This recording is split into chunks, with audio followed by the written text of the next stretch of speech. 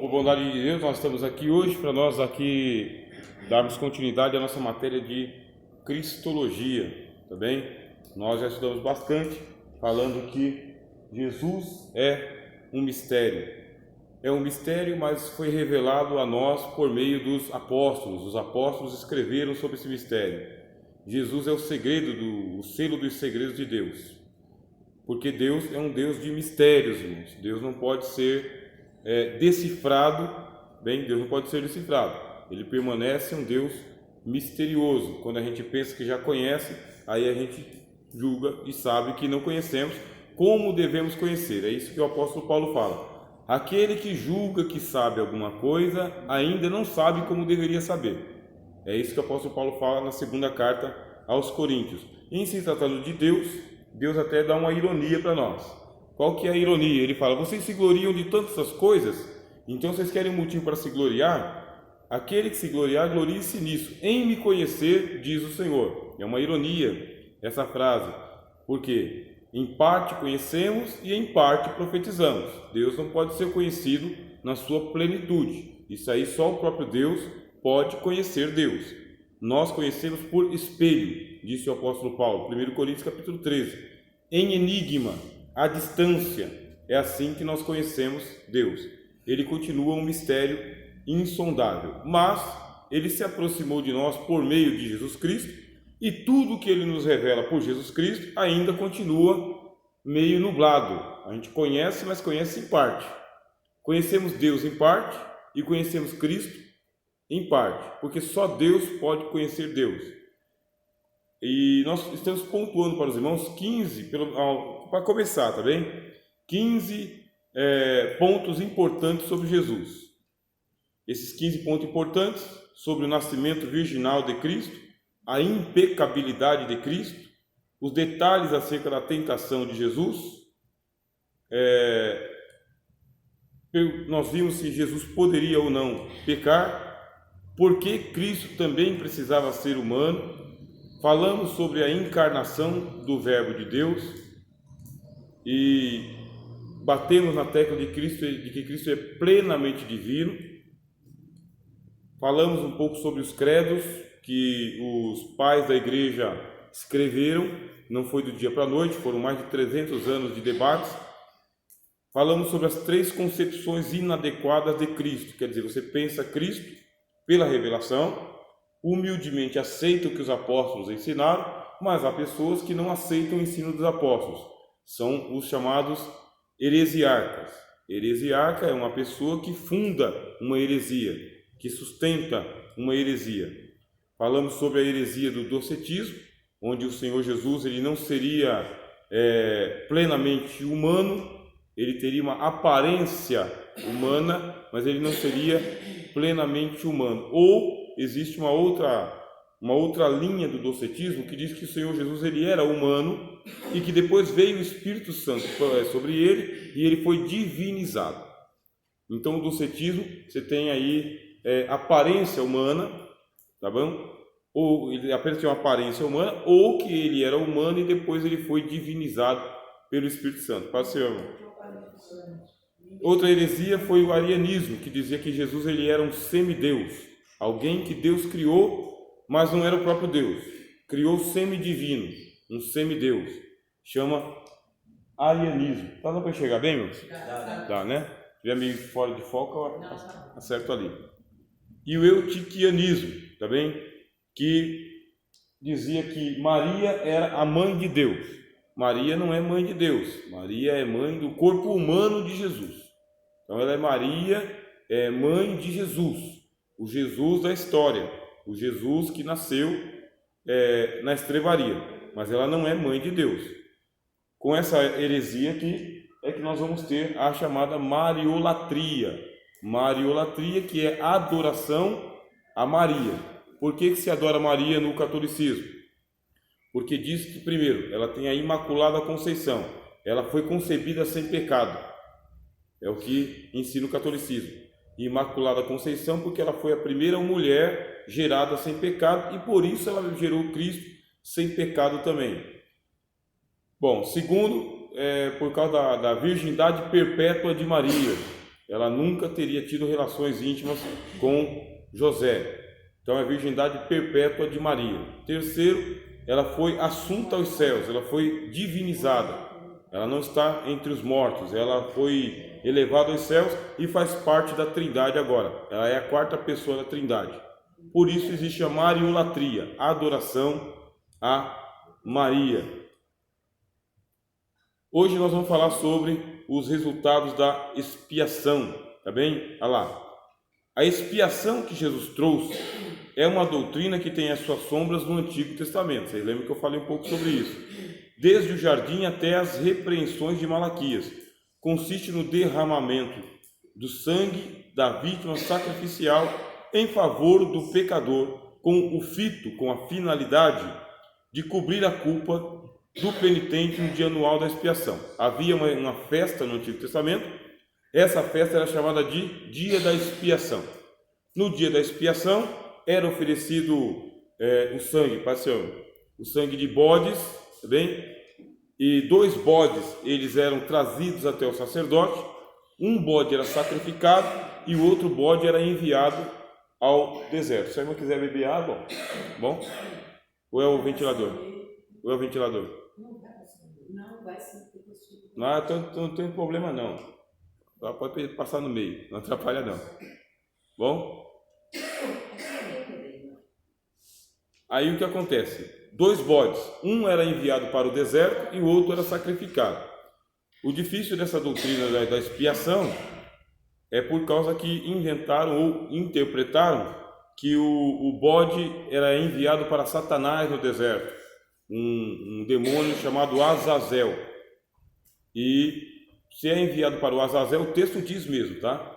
A Bíblia diz que ele era enviado para o deserto e havia um demônio no deserto chamado Azazel. Então os intérpretes dizem que esse bode expiatório, ele era enviado para Satanás. Para Satanás. E o outro era sacrificado. Então foi oferecido um sacrifício para Deus e outro para o diabo. Essa explicação não condiz com o contexto teológico. Tá bem? Quando vai interpretar um texto, meu irmão, principalmente esse texto difícil, precisa do contexto todo da teologia do Antigo e do Novo Testamento. Quem interpreta assim ignora a teologia como um todo. O bode não foi enviado para o demônio Azazel. Agora a gente tem Jesus indo ao deserto para poder confrontar-se com o diabo e vencer o diabo no deserto. Você tem um contexto das Escrituras. Então o que representa o primeiro bode que é enviado ao deserto? É para dizer que ele tem posse de todos os lugares, inclusive dos lugares desérticos que pertencem aos demônios. É a supremacia dele sobre os demônios. E ele é enviado como sacrifício vivo, santo e agradável a Deus, expiando pelos nossos pecados. É isso que significa. Acontecia isso no dia da expiação. Só que eu expliquei para os irmãos que no Antigo Testamento o pecado ele não era extinto, tá bem? Ele não era anulado, ele era coberto. Então ia se colocando sempre sangue sobre sangue, sangue sobre sangue, e os pecados eles eram comemorados anualmente, até que veio o Cordeiro de Deus que tira o pecado do mundo. Por isso que a expiação do Novo Testamento não é a expiação do Antigo Testamento. A expiação do Novo Testamento é feita pelo Cordeiro de Deus, o Filho de Deus, é uma expiação única, não dá para se repetir e não dá para se substituir. E mais, é uma expiação completa, você não tem como melhorar essa obra. Você não tem como fazer nada com o pecador inútil que você é, você não tem como fazer nada para acrescentar nada a essa expiação. Ela é uma obra perfeita, completa. Está escrito o seguinte, que ele derramou a sua alma na morte e por isso o Deus deu a ele o cálice da salvação. Ficou muito satisfeito. Como ele derramou a sua alma na morte, Deus ficou muito satisfeito. A obra de Cristo é irretocável, tá bem? Não tem retoque. Não dá para aperfeiçoar. E também não dá para você fazer nada para prejudicar a salvação. Não há nada que você, pecador inútil, assim como eu, possa fazer para diminuir a grandeza do sacrifício de Jesus. É completo. Uma vez que é colocado o sangue de Cristo sobre a sua vida, você está perdoado. Anulados estão os teus pecados. Cancelados mesmo. Você é inocente. Dos mais hediondos pecados que você já cometeu, você é inocentado. Porque tem uma vítima no seu lugar. A vítima assume a culpa. Aqui, ponto 11. Isso aqui é uma doutrina difícil, tá? Devemos entender com Karl Barth. Quem foi Karl Barth? Karl Barth, ele foi um gigantesco teólogo da igreja, tá? Se vocês lerem a carta aos Romanos de Karl Barth, vocês vão ter outra compreensão do Evangelho. Ele era um gigante, um monstro da teologia, difícil de acompanhar, inclusive. Então a gente deve entender, junto com Karl Barth, que a obra de Deus, ou a obra que Deus aceita, é a de Cristo, e Ele é o eleito, somente Ele. A expiação é vista como algo objetivo, isto é, algo que tem influência primária diretamente sobre o próprio Deus. É o seguinte, Deus estava invocado com a humanidade, porque a humanidade caiu. Agora precisamos de ser resgatados. Jesus, o que faz ele? Ele aceita ou ele assume a obra da redenção. E ele coloca a obra da redenção diante de Deus de maneira objetiva. O que é objetivo? Ele morreu de verdade. O sangue dele, carmesim, puro, imaculado, santo, sangue do Cristo. Este sangue ele entrou nos céus. Entrou nos céus. Eu sei que ele entrou nos céus porque Apocalipse capítulo 5 mostra o céu tingido de vermelho. E vi um cordeiro como havendo sido morto no meio do trono, tá? Com o pescoço degolado. Jesus foi lavando o céu com o sangue dele. O autor aos Hebreus disse: sem derramamento de sangue não há expiação de pecados. E era necessário que as coisas celestiais, que são superiores ao tabernáculo terreno, fossem purificadas com um sacrifício superior. Então o autor aos Hebreus fala: o Senhor Jesus pegou o sangue dele e lavou o tabernáculo. Do jeito que Moisés lavou o tabernáculo aqui embaixo, porque Moisés pegou o sangue dos bichos e pegava lá um raminho de mato, tá bem? Ou de sopo, e ele molhava os raminhos na bacia e foi espargindo no tabernáculo inteiro. Espargia sobre os sacerdotes, o madeiramento, o ouro, a prata, o altar dos sacrifícios, o altar do incenso, o altar todos os altares, todos os utensílios. Moisés ungiu todos com sangue, porque sem derramamento de sangue não há purificação dos pecados. O que diz o autor aos Hebreus? Que Jesus fez a mesma coisa, não com sangue de touros e bodes, que não podem aperfeiçoar a gente, pecador. Com o próprio sangue ele saiu aspergindo o céu inteiro. Então eu tenho certeza que o céu é vermelho, tá bem? Aspergido com o sangue do cordeiro, o céu é todo vermelho. Sangue carmesim, tá bem? O que fez o Senhor Jesus? Ele pegou o sangue dele e ofereceu o sangue dele objetivamente diante de Deus. Não é subjetivo. Qual é a diferença entre o objetivo e o subjetivo? Subjetivo é o que eu estou sentindo agora. Vocês nem sabem o que eu estou sentindo agora. Subjetivo está dentro de mim. Pode mudar de repente. Isso é subjetivo. E objetivo? Objetivo é o que vocês estão vendo. Eu com a minha cabeça, meus braços, minha voz sentado. Isso aqui é objetivo.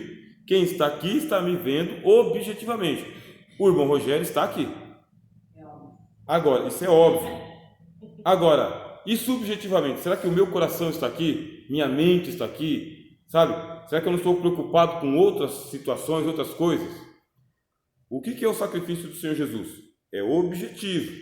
É o homem, Jesus, morreu na cruz, esteve lá na sexta-feira, ficou das 9 da manhã até as 3 da tarde, sufocado, sacrificado, mas vivo. Agora está vivo, porque ele morreu objetivamente, desceu aos mundos dos mortos objetivamente, ressuscitou ao terceiro dia objetivamente, subiu aos céus objetivamente, assentou-se à destra da majestade objetivamente. Quem chegar no céu vê Jesus. Não vê um holograma, nem um fantasma, nem uma aparição, nem uma visão. É o Cristo que está lá, intercedendo por nós. Esta obra, diz aqui esse teólogo, Karl Barth, é o único argumento que Deus precisa para poder redimir a humanidade. Não precisa de explicação. O Cordeiro já está sacrificado desde a fundação do mundo. Já está morto, já está ressuscitado, já está à destra de Deus. Isso é o objetivo, meus irmãos. Por isso você não precisa ter dúvida no coração de que Deus perdoa os seus pecados, ponto. Eu não estou sentindo que Deus me perdoou, é porque você não crê que o Senhor Jesus morreu de verdade. Porque não depende de você sentir ou não, depende dele. O perdão, aquele paralítico que desceu lá na casa lá, arrebentou o telhado e desceu, ele pediu perdão? Não pediu. Desceu ele e o Senhor Jesus falou: filho, tem bom ânimo, os teus pecados estão cancelados. Sem pedir, hein? Sem pedir. O pessoal falou: mas quem é esse que perdoa pecados? Aí o Senhor Jesus disse: para que saibais que o Filho do Homem tem autoridade na terra para perdoar pecados, aqui está a prova, levanta e vai para a tua casa com a tua cama nas costas. Pronto, esse aí Jesus era desaforado mesmo, sabe? De primeira, Jesus não perdia a bola, vinha, batava no peito e chutava para o gol, e fazia gol. Jesus era desaforado, mas não porque ele era maldoso, mas é porque o pessoal era azucrinante, sabe? Atormentando o Senhor Jesus. Vocês creem nisso? O perdão dos pecados é objetivo, meus irmãos. Deus não fica tergiversando com Jesus lá. Ah, isso aqui eu perdoo, aquele ali não perdoo, não, por causa que não tem isso. O Cristo só mostra a mão. No que ele mostra a mão, não tem mais conversa. Esse é o sangue da nova aliança que foi derramado para a remissão da humanidade, ou de muitos. É o sangue. Já está lá o sangue. Não tem mais volta. Jesus já morreu na cruz, não tem mais volta. Assim, Deus não pode voltar atrás. Porque se ele voltar atrás, está invalidando o sacrifício de Jesus. E isso o Pai não vai fazer. O Pai não invalida o sacrifício do seu Filho. Apenas de maneira secundária, tá bem? Ela se aplica a nós. Isso se dá só porque houve um evento definido na relação entre o Pai e o Deus Filho, que assegurou a nossa salvação. Isso aqui é um texto fortíssimo, meus irmãos. Isso é um texto fortíssimo. Medo de perder a salvação. Nenhuma, meus irmãos. Nenhuma. Porque não nos gloriamos em nós mesmos. É por isso. Não tenho medo de perder a salvação. E é o que eu ensino sempre aos alunos. Se você crê no Senhor Jesus, crê, você está salvo. Todo aquele que crê será salvo. Palavra do apóstolo Paulo, tá bem? Todo aquele que invocar o nome do Senhor, é todo, não é meia dúzia de irmãos. Todo aquele que invocar o nome do Senhor será salvo. Ponto. Não discuto mais. Eu creio. Eu invoquei. Você já invocou? Sim. E que dia? No dia da angústia. Ele me invocará e eu o ouvirei. Poloei em um alto retiro, porque me amou. Isso é a palavra de Deus. Não é doutrina inventada ali na esquina da Conde de Sarzedo, né? Glória a Deus. Glória a Deus. Aleluia. Fazer uma pequena pausa aqui.